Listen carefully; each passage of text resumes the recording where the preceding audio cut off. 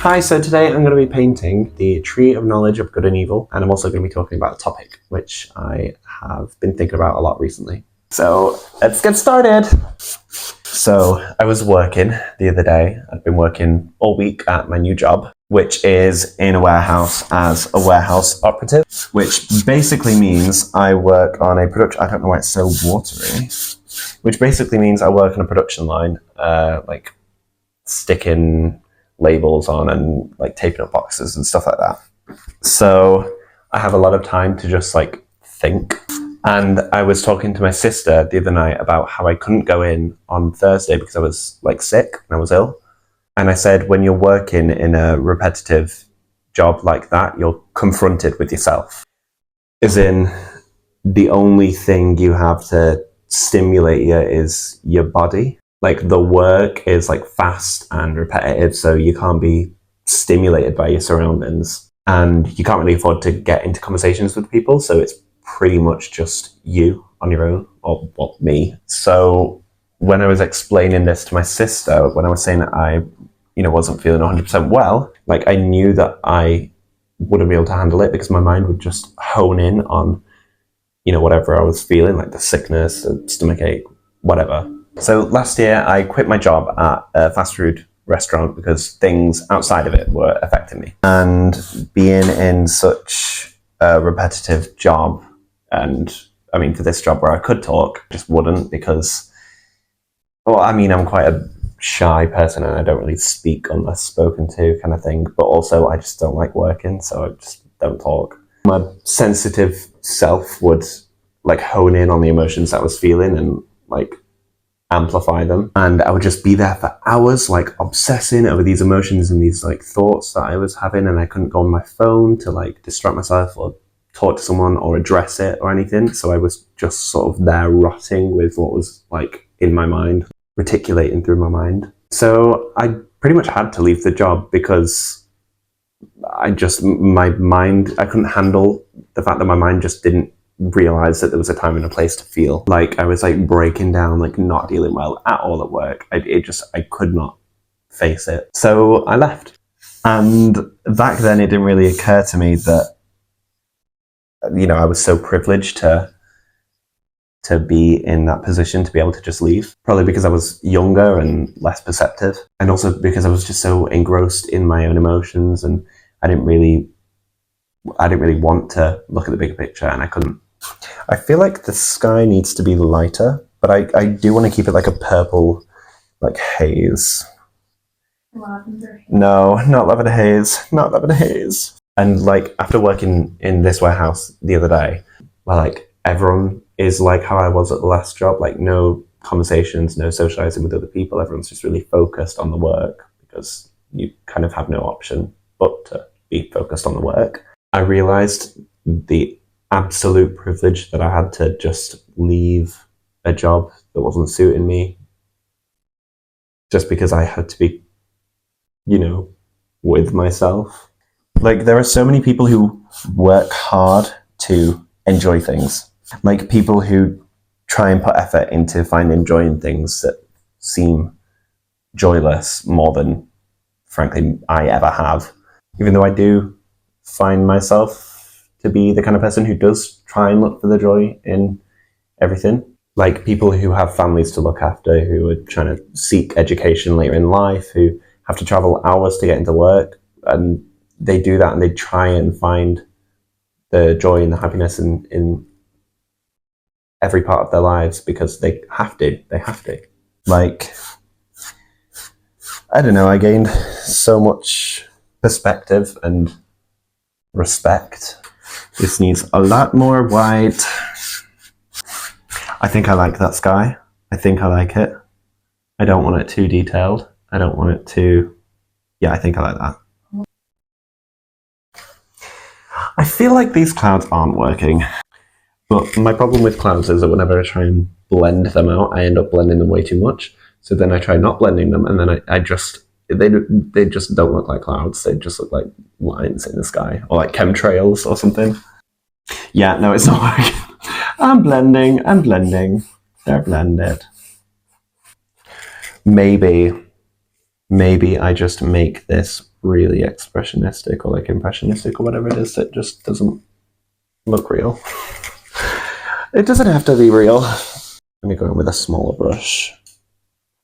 Methinks we are starting the mountains. We are starting the mountains. I'm doing them like a deep blue because I would like to. It's sort of like a muted blue. So I've mixed a little blue, a little red, and a little white. I actually prefer the look of the mountains when I paint with this. So I'm just going to go over the blue. You know, I don't go into painting with a, set in stone plan. I just go with an idea and see where the paint takes me. But the annoying thing is I have to paint over the mountains I've just done because they weren't fully covering the canvas. So I've got some mist to do the mountains maybe here, and then I'll blend it out from the mist downwards kind of thing. Back to the story.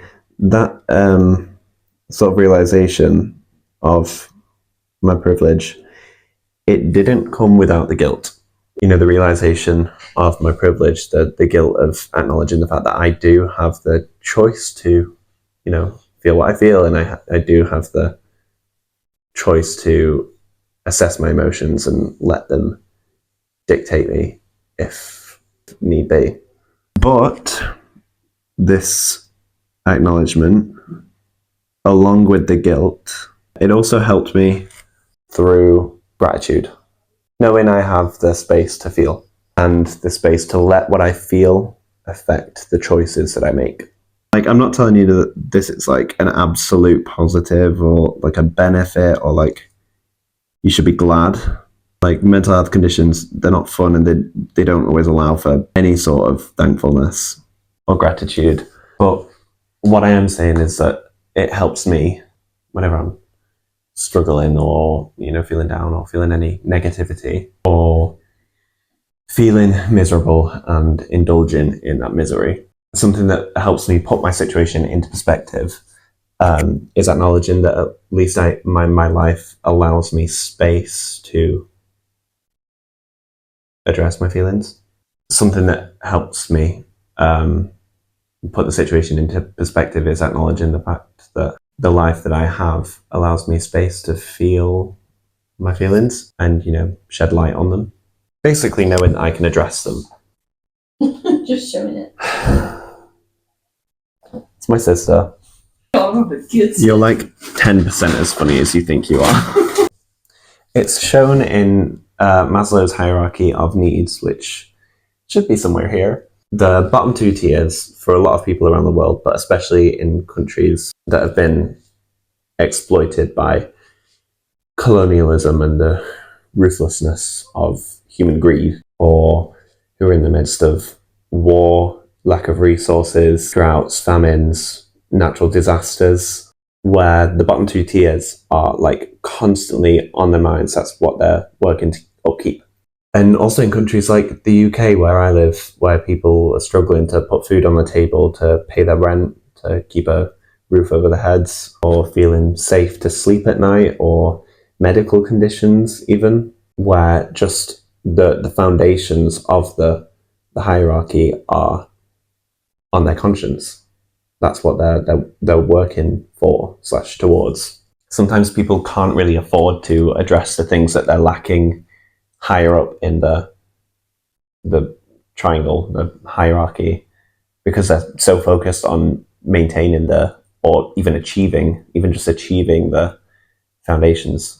So it is a privilege and something worth being mindful about, with acknowledging that you have the space to address your mental health, your mental state, your issues, and work through and optimize them through gratitude journaling. So I've been hearing a lot about gratitude journaling in the past few weeks or months. I've seen a lot of YouTube videos, a lot of TikToks where people show what they've been writing about, what they're thankful for, and a lot of things are like the things at the bottom of the pyramid, like food, water, shelter, and a bit further up the hierarchy, like friends, family, whatever. And I think that's the first step of it, like recognizing the basic things that you can be thankful for. It's like pretty much halfway there to realizing the fact that some of the things that you might not feel good about, it's still a privilege to be able to address that. I do really need to get better at journaling. I really do want to. But I also like this as a way of journaling. Gratitude, I think, is a step forward towards happiness or towards contentment. But yeah, like this could be something that you write in your gratitude journals. Like, I'm thankful to have the capacity to address what I'm feeling, or I'm thankful that I can afford to feel the bad emotions that I'm feeling. I'm thankful that I can be emotional. I'm thankful that I'm sensitive. I'm thankful that I can be sensitive. I can afford to be sensitive. And yeah, and by the way, this isn't me just saying like you should be glad that you're okay. Like, you shouldn't worry about your mental state and your problems just because you have a roof over your head and you have food and water and whatever.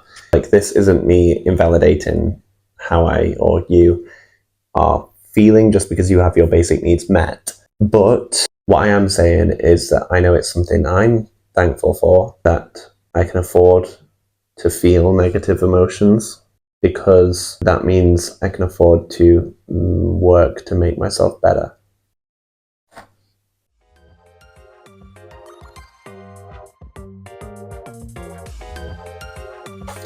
I think I'm just going to do a lot of water. I don't really know how to do the ground, and I don't really want to have to look at reference pictures, and I also don't want to do too many trees, and I don't want to do too many bushes because it's just so much work.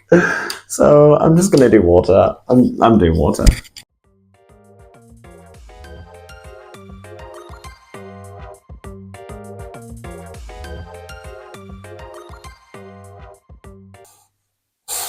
And another thing is that, like, sensitivity, when I say sensitivity, I mean being very in touch with your feelings and how things affect you, and, you know, your experiences, being able to fully analyze your experiences and stuff.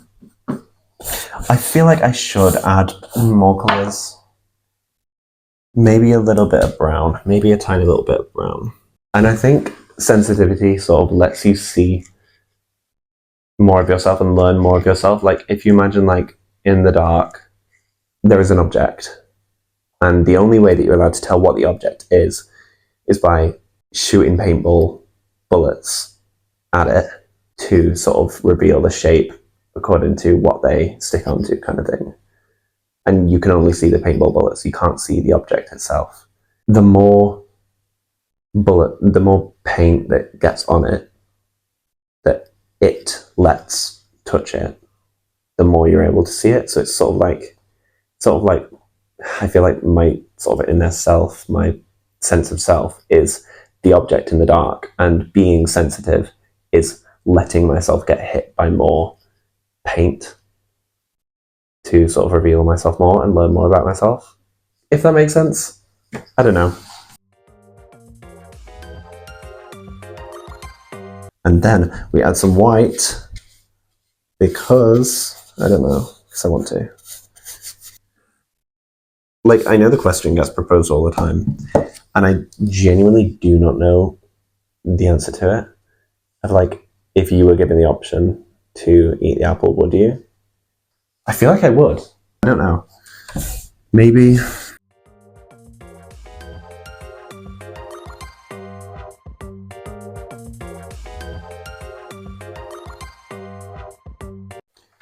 Oh, I love it. Also, being sensitive, I think it helps sort of like awareness. Like, if you call any inanimate object sensitive, that means it's like attentive to the surroundings. Like, a sensitive car alarm will be more attentive to, you know, someone touching the car for it to go off. Or a sensitive smoke alarm will be way more attentive and sensitive to the amount of smoke. It'll start whistling to less smoke because it's more aware. So it's sort of like, if you put a human into that like way of thinking, a sensitive person is just someone who catches on quickly. Not catches on quickly, because I don't think it says anything about intelligence. I think a lot of intelligent people are sensitive, but I don't think they are mutually inclusive. I love these colours. Oh my god.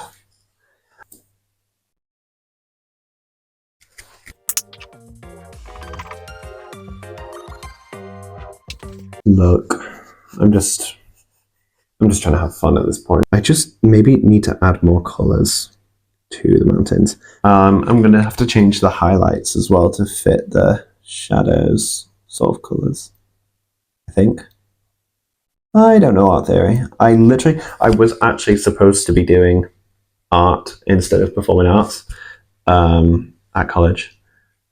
But then I was helping my friend learn lines for the course that she was on, the performing arts course, and I was like, actually, this is what I want to do. So then I switched courses, which is probably for the better because I don't seem to be doing very well right now. Now I've got to even it out with more blue. Wait, I forgot what I was doing. These mountains are going to be the gosh darn bane of my existence. I hate mountains. I'm never doing them again. I literally am never doing them again. I hate them. I hate it. I hate it. I hate it. I hate it. Fucking blending. I literally said that I was going to blend the bottom of them, and I haven't.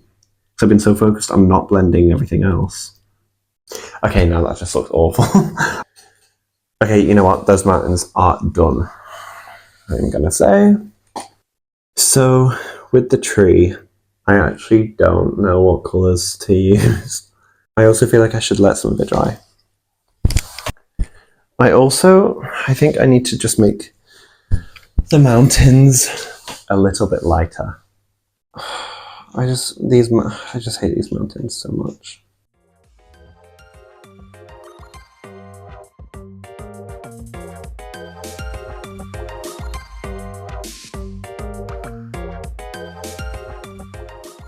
I like this.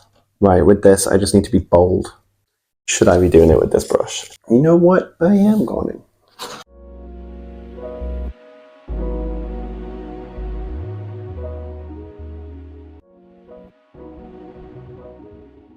Just paint the tree.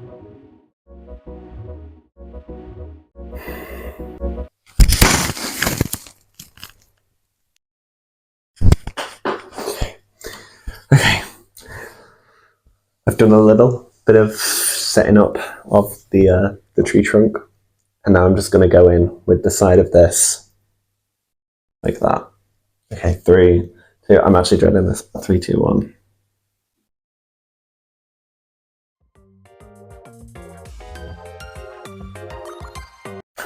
No, it was so close to being good. It was so close to being good. And then that.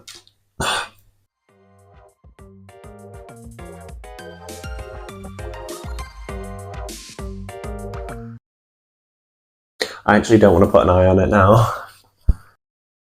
Maybe put a little bit of white. Do a little sun. And now it looks like the tree is holding the goddamn sun. Literally nothing matters. What am I doing? What am I worrying about?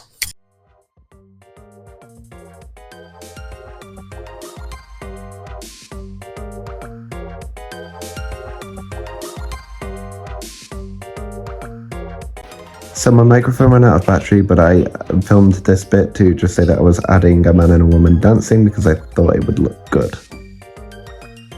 And then this video is just me explaining how I was yet to paint the sides of the canvas. And then lo and behold, the end result. Yeah, thank you for watching. Bye.